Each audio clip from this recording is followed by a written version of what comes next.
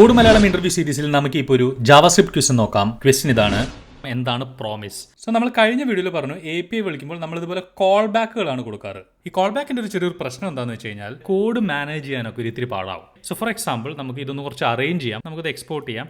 ഇത് ആർക്കോ ആണോ ആവശ്യം അത് നമുക്ക് ഗെറ്റ് ഡാറ്റ വെച്ചിട്ട് അവരവർ ഒരു URL പാസ് ചെയ്ത് കഴിഞ്ഞാൽ ആ URLന് ഡാറ്റ കിട്ടണം. ഓക്കെ, സോ ഈ പാസ് ചെയ്ത് വരുന്ന URL ആയിരിക്കും നമ്മളിവിടെ ഉപയോഗിക്കുക. ഓക്കെ, നമുക്കിനി ഗെറ്റ് ഡാറ്റ വിളിക്കാം.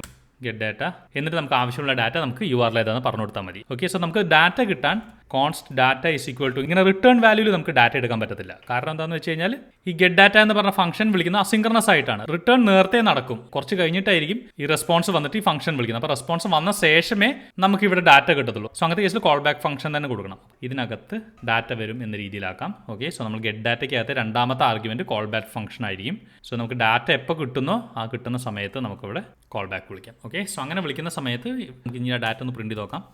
ഡാറ്റ ഒന്ന് പ്രിന്റ് ചെയ്ത് കഴിഞ്ഞാൽ നമ്മുടെ ഡാറ്റ ഇവിടെ വന്നിട്ടുണ്ട്. ഓക്കെ, സോ ഇവിടെ നമ്മൾ മനസ്സിലാക്കുന്ന കാര്യം, നമ്മൾ കോൾ ബാക്കുകൾ വെച്ചിട്ടാണ് ഇതിൻ്റെ റെസ്പോൺസ് നമ്മൾ മേടിക്കുന്നത്. ഓക്കെ, ഇത് കുഴപ്പമില്ല. പക്ഷേ ഇതിൻ്റെ പ്രശ്നം എന്ന് വെച്ച് കഴിഞ്ഞാൽ കോഡ് മെയിൻറ്റൈനബിലിറ്റിക്ക് കുറച്ച് ബുദ്ധിമുട്ടാവും. അത് എപ്പോഴാണ് ബുദ്ധിമുട്ടാവുമെന്ന് വെച്ച് കഴിഞ്ഞാൽ ഈ റെസ്പോൺസ് കിട്ടുന്ന ഡാറ്റയ്ക്ക് അനുസരിച്ചിട്ട് നമുക്ക് ഇനിയൊരു API കോളും കൂടിയും വിളിക്കണം. ഫോർ എക്സാമ്പിൾ, സോ ഇതിനകത്തൊരു യൂസർ ID വരുന്ന റെസ്പോൺസിനകത്ത് ആ യൂസർ ID വെച്ചിട്ട് ആ യൂസറിൻ്റെ ഇൻഫർമേഷൻ നമുക്ക് വേണമെങ്കിൽ, സോ ഇവിടെ ഒരു ഡാറ്റ കിട്ടും. എന്നിട്ട് ആ ഡാറ്റ നമുക്ക് ഇവിടെ പ്രിന്റ് ചെയ്യാൻ നോക്കാം.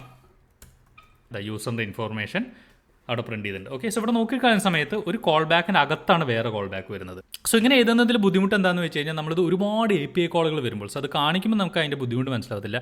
നെസ്റ്റഡ് ആയിട്ട് കോഡ് എഴുതുന്നത് വളരെ വളരെ വളരെ ബുദ്ധിമുട്ടായിട്ടുള്ള ഒരു കാര്യമായി മാറും. ഇത് എത്ര ബുദ്ധിമുട്ടാവും എന്ന് ചോദിച്ചു കഴിഞ്ഞാൽ ഇത് പ്രോഗ്രാമേഴ്സിൻ്റെ ഇടയിൽ ഇതിനെ കോൾ ബാക്ക് ഹെൽ എന്നും കൂടി വിളിക്കാറുണ്ട്. ഓക്കെ, സോ അതാണ് ഇവിടുത്തെ ബേസിക് പ്രോബ്ലം സ്റ്റേറ്റ്മെന്റ്. സോ ഈ പ്രോമിസ് എങ്ങനെ ഇത് പരിഹരിക്കാൻ ശ്രമിക്കുന്നതെന്ന് വെച്ച് കഴിഞ്ഞാൽ, സോ ഇവിടുത്തെ ഒരു മെയിൻ ആയിട്ടുള്ള ഒരു പ്രശ്നം എന്ന് വെച്ച് കഴിഞ്ഞാൽ നമ്മളൊരു API വിളിക്കുമ്പോൾ തന്നെ അപ്പം തന്നെ നമ്മൾ റിസീവ് ചെയ്യാനുള്ള കോൾ ബാക്കും അവിടെ തന്നെ കൊടുക്കുകയാണ്. പിന്നെ അടുത്ത API വിളിക്കുമ്പോൾ അവിടെ തന്നെ കോൾ ബാക്ക് കൊടുക്കുകയാണ്. സോ കോൾ ബാക്ക് പിന്നെ നമുക്ക് കൊടുക്കാനുള്ള ഓപ്ഷൻസ് ഒന്നും ഇവിടെ ഇല്ല. നമ്മൾ എപ്പോൾ API കോൾ വിളിക്കുന്നു അപ്പം തന്നെ കോൾ ബാക്ക് വിളിക്കേണ്ട ഒരു ആവശ്യം വരികയാണ്. സോ അതുകൊണ്ടാണ് ഇത് കുറച്ചുകൂടി ടൈറ്റ്ലി കപ്പിൾഡ് ആവുന്നത്.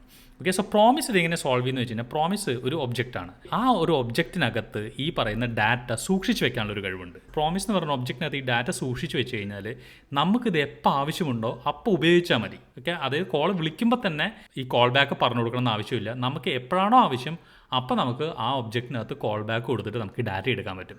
ആ ഒരു ചെറിയ വ്യത്യാസം കാരണം ഈ കോഡ് എഴുതുമ്പോൾ നമുക്ക് വളരെയധികം ഹെൽപ്ഫുള്ളാണ്. സോ എങ്ങനെയാണ് ഈ പ്രോമിസ് എഴുതുന്നത്, അതെങ്ങനെയാണ് നമുക്ക് ഹെൽപ്ഫുൾ ആവുന്നത് എന്നതിനെക്കുറിച്ചൊക്കെ ഇതിൻ്റെ തന്നെ detailed video code Malayalam YouTube channel കിടപ്പുണ്ട്, തീർച്ചയായും കാണുക.